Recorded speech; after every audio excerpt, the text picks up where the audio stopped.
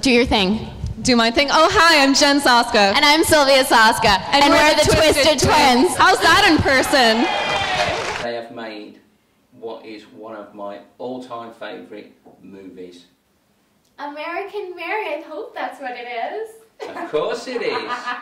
Sum up American Mary for those that haven't seen it. Oh, watch her go. She can do this drunk. Do it. American Mary follows medical student Mary Mason, played by the intoxicatingly talented Katharine Isabelle, as she grows increasingly broke and disenchanted by medical school and the surgeons she once admired. So the allure of Notoriety and easy money sends her into the messy world of underground surgery that leaves more marks on Mary than her so-called freakish clientele. First time she pitched her synopsis to Eli Roth. I'm like, it's about this girl. It was super casual, and he said, shut up, your pitch sucks. So I learned how to do that in my sleep, and now the movie's made. Did he advise you how you should do it? There's a line in American Mary that one of the characters says is, don't fuck up, and that's the advice I got from Eli all the time. From your words, it sounds like we didn't. You didn't? So high five! You didn't fuck up one line. I met with them, and they were them. Sorry. All of a sudden, they were like, fuck, we're gonna do this, we're gonna shoot it in 15 days. They started to cry a little bit, and then we actually did it. I knew from the audition that this wasn't gonna be like any other job I'd ever done before. I think I was hugged the minute I walked into the audition, which is unusual, if anybody... We were asked by our casting director to stop hugging people that we liked. She's like, no, you gotta play hardball. No, I want to hug. I thought it had gone well. Our sense of humor and our strange characters and what the fuck moments are abundant in American Mary, but it's really inspired by Asian and European cinema like I Saw the Devil. We wanted to have really crude content, but make it beautiful. It's a horror movie that you don't have to look away from. Tony Devanier was our production designer, and the stuff he came with was just amazing. He came with these lampshades that were made from x-rays. He's like, I was thinking, since Mary's so obsessed with surgery, what if you have all of her psyche splattered on the wall? I was like, yeah, that sounds like a great idea. Can I have one of those when we wrap? Thank you. Would you consider body modification for yourselves? And fork your tongue. You know, we were actually, because we were hanging out with the guys all the time. We were this, because we always wanted to get tattoos, we were this close to getting scarification. I would maybe get my back pierced. I'll call it a day. That's enough for me. Thank you. I appreciate, but I just don't think that I would look cute in horns. Though I kind of She did. totally would, though. With plastic surgery, usually it seems that you're trying to fit into someone else's ideal of what is beautiful, and with body modification, it does seem so much more personal. Implants, it's hard to argue that you're not doing it for yourself and everyone else as well. With horns in your head, I mean, chances are you're limiting yourself career-wise because there are places that just won't hire you. So you really are doing it just for yourself. Are either of you two single? Or us? Yeah, no, we're undateable. No one would. We're married to our careers, but once in a while we have an affair with an actual human being. Pretty much decided that Jen has to marry a Brit, so we're going to be at the Phoenix till 6 a.m. tonight, so we are taking applications. She's the younger, hotter twin, and the non-crazy one, so it's a good deal. William Shatner, you know, he checked me out at a bar once, and I was like, who is this? And then I was like, oh, it's a Canadian patriot. We will not leave. We will talk to all of you and hug all of you, and if you want to speak to any of us, don't stand over there, come over. We're friendly, we're Canadian. Don't spoil the end. You guys are the best fucking audience in the world. Thank you.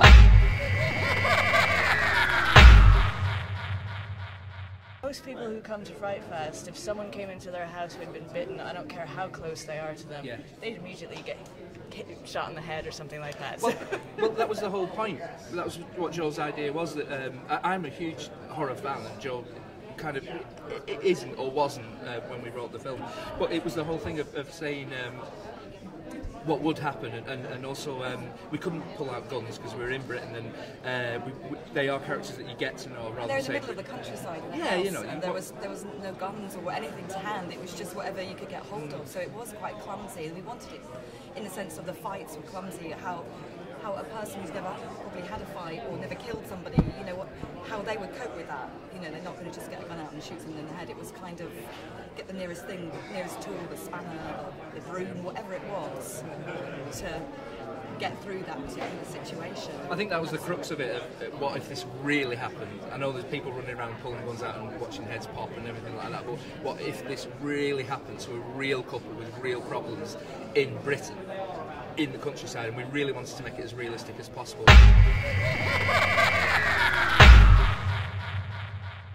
Welcome to FrightFest, Stuart Urban, the writer-director of May I Kill You, a London-based urban thriller about a killer cop. Why did you make him a cycle cop? I just think there's something so absurd about particularly an unarmed British cycle policeman on what is actually a Smith & Wesson bike. Yes, I kid you not, they are made by Smith & Wesson. Your lead in the film is Kevin Bishop. He absolutely pitches it right, I believe. He has that rare skill of being a genuine serious actor and a genuine comic, of which there are not many, you know, who can really pull off both. I was working on an idea, then the riots became a much bigger thing, and also produced this huge demand or interest in citizens protecting themselves, vigilantism, you know, what is wrong with our society. So of course it was the perfect catalyst for a rogue cop to kick, you know, for it all to kick off. Thanks to the marvels of social media, which of course this film is partly about, we said, would anyone like to go and shoot the riots for us, please? And we had quite a few brave people who went out there with their cameras and shot them, and survived.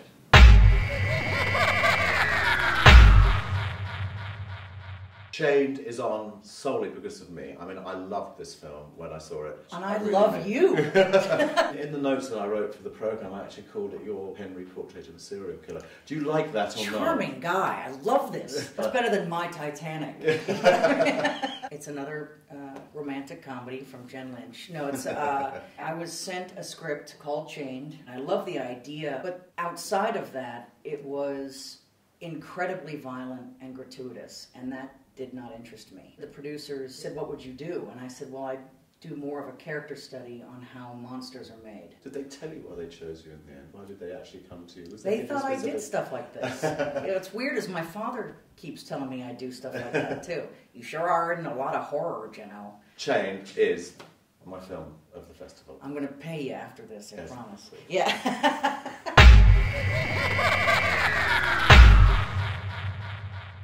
I'd had this concept for an agoraphobic serial killer dating way back to 1996 when I used to watch the BBC sitcom Game On. One of the characters was agoraphobic, and I remember thinking at the time it would suck if he was a serial killer. This agoraphobic serial killer who obviously can't leave the house and his victims have to come to him. That was the major draw to it, and that was the thing that tickled me. When I actually sat down to write the script, that's all I had. I had the ending and I had the character.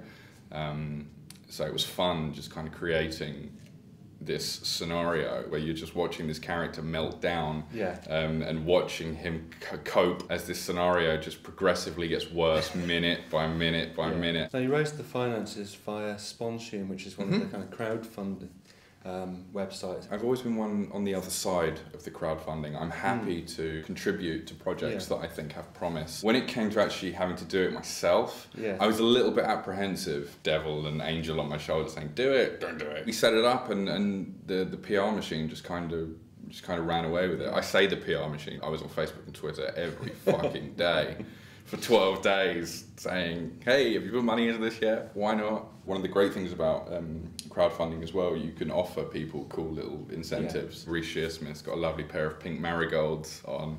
They were bought and are going to Fort Worth, Texas. To get short films made, I think it's fantastic. I think it's a wonderful tool because you're making something and then it will be free for people to see. That's the thing with this film. I've made it for people to see. I put dialogue in it, knowing full well that this was going to play festivals, so it plays for a horror audience. It's like there's a reference in there, some Nightmares in a Damaged Brain. Because he's agoraphobic, the last film that he saw at the cinema was The Fly in 1986. So there's lots of little nuggets in there for horror fans.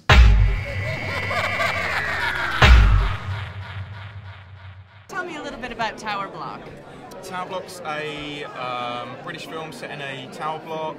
It's wow, I'm out. You go. It's kind of a bit of everything. It's a horror, it's a thriller, it's an action. I don't want to kind of say too much because I think it's better if people go in without knowing anything at all. I haven't seen any of it. No. I haven't seen a single bit of it. What are you hoping for? Genius. It was just fun. It was just so different to anything I'd done before, and Ronnie and James were so passionate about it, and it was just, I don't know, it's just something that I wanted to be, that tomboy holding a gun, like, who doesn't? It's great, isn't it? Are you, failed sort of estate agents, wannabes, and you just became film directors instead? Yeah, I actually, funny enough, my brother actually owns 5 estate agents, that's no true, and I actually develop properties as well. So yeah, that was a wonderful question. Thank you very much. Fantastic accusation. The great thing about FrightFest is that you come and see films you've never heard of, and you don't know what the hell they're about, and you haven't even seen a trailer, and you don't know where they're going to take you. You don't even know what country they're from sometimes until they start talking. People throwing up in the aisle.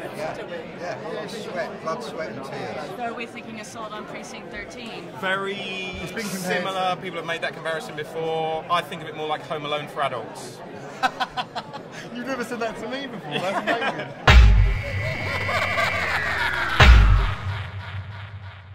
I'm delighted to say we've been joined by Bart Pierce, visual effects supervisor on The Evil Dead. How did you go about creating those effects on such a small budget? What budget? It was all done in my basement in my garage. I was worried that I was going to scar people. In fact, I actually did scar my sons. I'd take them around and they would get to see like all the models and the sets, and they just thought, wow, this is great, you know? They'd go back home and their mother would call me up on the phone and say, look, you have to tell them the bad things about Hollywood because they just talk about this all the time, and I think they want to go into film. Our mother wasn't really happy about it because she knew how difficult it was, and that it's not like she's like, it's not really a career, it's like a passion, but it's the only thing we've ever wanted to do. We're really bad at keeping other jobs. I tried to reverse that trend. Didn't work. And it's a good thing. They're actually talented. You must be very proud of them. Oh, yeah. You were here last year. Yeah. With the Deadheads. Yeah, it was our first big festival overseas, and honestly, we got addicted. We decided we had to make a short, so we had an excuse to come back. Is this the first time the short's been screened? Yeah, we actually had only shown it to probably about 3 or 4 people. We wanted to make it for the FrightFest audience. We got to kind of have a big gory payoff at the end because I think that'll work really good at FrightFest. And we just came up with something that we really like. It's called SMUSH for a reason. It's because we did something smushy and gross. Deadheads fans, I mean, if they want to see SMUSH, where can they see it now?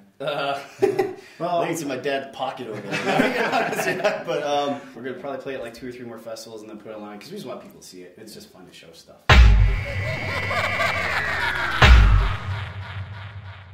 Where's Greg? Greg, are you here? No, he's not, as usual, but it doesn't matter. That was Friday the 13th. I'm so tired, guys. That was FrightFest the 13th. We hope you enjoyed yourself. Thank you to all the guests that travelled from so far. And we've had more guests here this year than we've ever had before. The final thank goes to you. Thank you very much. We'll see you in October, February, or next August. Thanks, guys!